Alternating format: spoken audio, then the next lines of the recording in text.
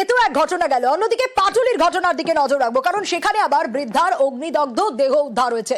Flat থেকে 72 বছরের মহিলার অগ্নিদগ্ধ দেহ উদ্ধার, মুখে বালিশ চাপা অবস্থায় উদ্ধার হয়েছে দেহ। আর বিদ্যাসাগর কলোনির ফ্ল্যাটে ভাড়া থাকতেন এই বৃদ্ধা। কার সঙ্গে থাকতেন?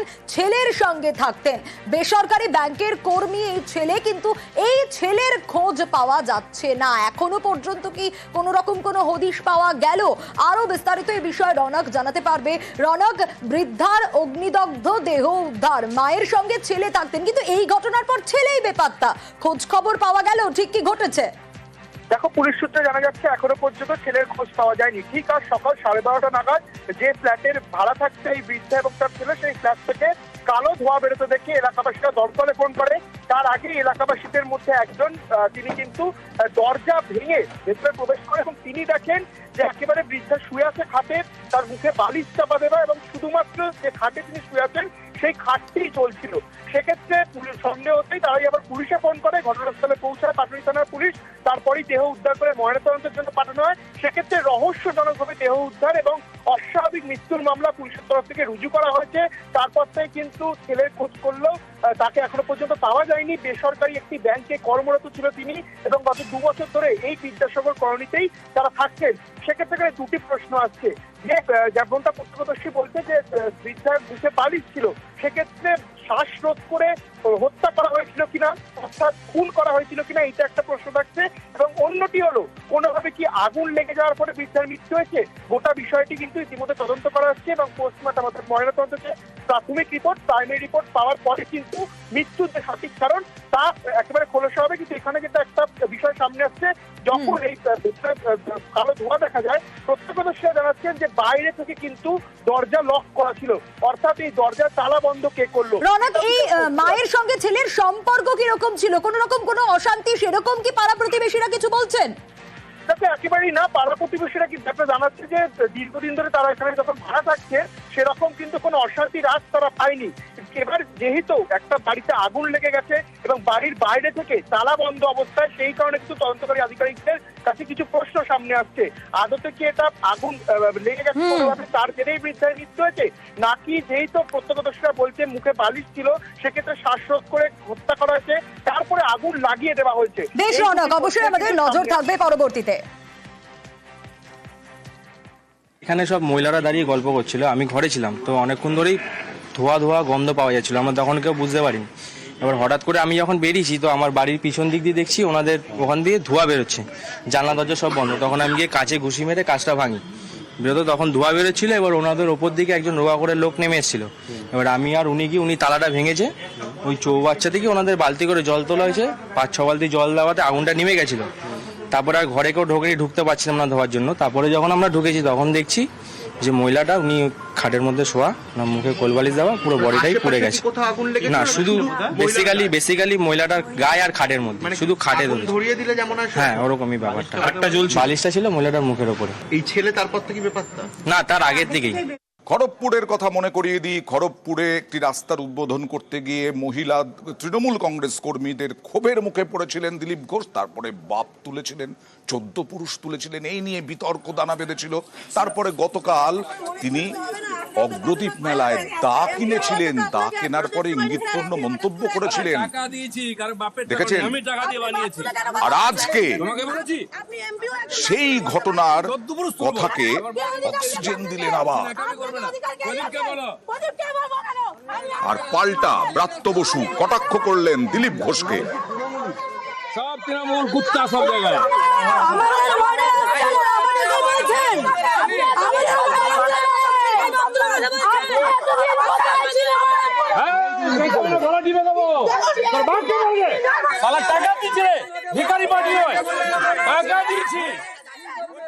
এই যারা ভেকধারী, কেউ হিড়িম্বা, কেউ পুতনা, ভাববেন না মা হয়ে দুধ খাওয়াতে এসছে। ভগবান শ্রীকৃষ্ণ ঠিক চিনেছিলেন, ছাড়েননি পুতনাকে। এত দরদ ভালো নয়, মায়ের চেয়ে মাসির দরদ বেশি। আমি সেদিন কটা পুতনাকে তাড়া করেছিলাম, বলেছিলাম গাড়ি চালিত বুকের উপর দিয়ে, কি যে সেকুলারের খুব কষ্ট হয়েছে। মেয়ে সারা মেয়েদের কোনোদিন প্রণাম করিসনি, মেয়েদের তো ভোগের বস্তু মনে করিস। তোরা মেয়েদের সম্মান কি বুঝিস? আমরা মা সীতা, মা দ্রৌপদী, এদেরকে মায়ের আসনে বসি। মার আসন সীতাকে বসাবো, সুর্পণখাকে আর পুতনাকে কখনো বসাবো। তাদের বুকের প্রতি গাড়িই চালাবো আমরা। উনি যদি নারী শক্তি, বাংলার নারী শক্তিকে যদি পুতনা টোতনা ইত্যাদি বলে থাকেন, তাহলে আমি বলবো যে এরকম পৌরাণিক উপমা দিয়ে বাংলার নারী শক্তিকে ছোট করার কিছু নেই। যদিও বিজেপি গভীরভাবে মিসোজিনিস্ট, নারী বিদ্বেষী, এটা দিলীপ ঘোষের পক্ষে খুবই স্বাভাবিক। ওনাকে বধিবে যে দুর্গাপুরে দেখেছি সে, ওনারে বধিবে যে খড়গপুরেও বাড়িছে সে। পঞ্চায়েত নির্বাচনের আগে, এবারের পঞ্চায়েত নির্বাচনের আগে সেই বাম আমলের সাদা ধান উঠে এসেছিল রাজনৈতিক মঞ্চে, বিভিন্ন নেতার বাড়ির সামনে।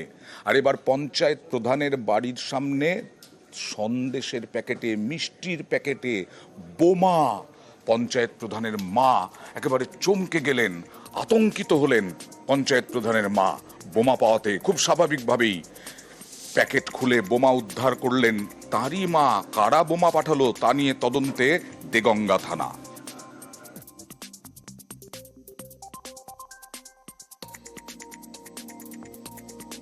উল্টি দেখিয়ে একটা প্যাকেট পড়ে আছে দরজার পাশে, ওই যে মিষ্টির প্যাকেটের মতন। আমার ভয় লাগছে বলে ও লাঠি দিয়ে ওই বাথরুম ঘরে রেখে দিয়েছে, ওই কেটে দেখে যে বোম। আমার খুব ভয় লাগছে। থেকে মা উঠেছিল মন্দিরের ফুল তোলার জন্য, দেখে সেটা একটা পার্সেল ছিল। মা আমাকে ডাকলো, আমি সেই পার্সেলটা একটা লাঠি দিয়ে সরিয়ে দিলাম, থানায় কল করলাম। থানায় সে ওটা দেখলো, দেখে তো মানে হাত বোম, বড় মানে প্যাকেটের মধ্যে হ্যাঁ খুলে দেখলাম, ওনারা জলের মধ্যে নিয়ে ওটা চলে গেল। ভোট পরবর্তী অশান্তি মামলায় জল কেন বলছি? দিনহাটায় বিজেপি নেতা খুনে যে মামলা চলছিল তার নথিতে পড়ে গেল জল। তাহলে কি হবে? সেই নথি, প্রামাণ্য নথি, তার তথ্য তো নষ্ট হয়ে যাবে। ধাক্কা খেতে পারে বিচার প্রক্রিয়া। পুলিশ সুপারকে তদন্তের নির্দেশ। চলাকালীন সাক্ষী সাবুত যখন হচ্ছে, তখন আমি এই অস্ত্রশস্ত্রগুলোর ট্রাঙ্কটা আনা হলো, দেখা যাচ্ছে যে ওটার মধ্যে জল ভর্তি। জলে গিয়ে সমস্ত ডকুমেন্টস নষ্ট হয়ে গেছে, সই সাবুত যেগুলো ছিল মূল্যবান।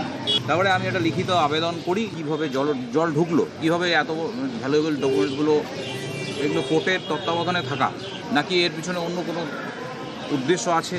যা বললেন আমাকে আজকে যে পিটিশনের বিষয়ে আজকে অর্ডার একটা করলেন, তাতে উনি কুচবিহার এসপি সাহেবকে তদন্তের নির্দেশ দিয়েছেন। সিবিআই তরফ থেকে একটা অভিযোগ করা হয়েছিল।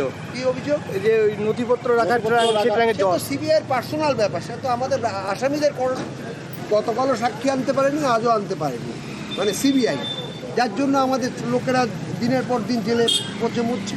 আমরা বিভিন্ন সময়ে দেখাই নদী নদ থেকে বালি চুরি হয়ে যাচ্ছে, বালি মাফিয়া তারা চুরি করে নিয়ে যাচ্ছে। এবার সেটা ঠেকাতে এবং আয় বাড়াতে রাজ্য সরকার অভিনব উদ্যোগ নিয়েছে। বালি চুরি নয়, বালি একেবারে ড্রেজিং করে তোলা হবে, যাতে নাব্যতাও একেবারে থাকবে। টেন্ডার ডেকে সেই বালি বিক্রি করা হবে, রাজ্যের আয় বাড়বে। গোটা প্রসেসটা জানবো প্রতিনিধি আবিরের কাছ থেকে। আবির, দেখো, পশ্চিমবঙ্গ এমন একটি রাজ্য এবং তার যে থেকে দক্ষিণে দিক খাল বিল এসবে অনেক বছর বন্যা ঘটে, এবং এই বন্যার কারণ হিসেবে সেটা হচ্ছে নদীগুলি, খাল বিলগুলি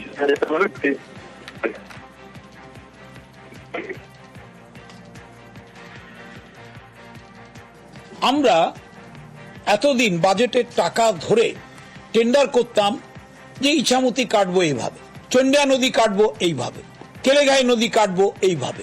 কিভাবে হতো? টাকা বরাদ্দ, এত কিলোমিটার ড্রেজিং করব, এক্সকাভেশন করব, এত টাকা। বলি জমবে, বালি জমবে, রিভার বেড উঁচু হবে, নদীর জল ফুলে উঠবে।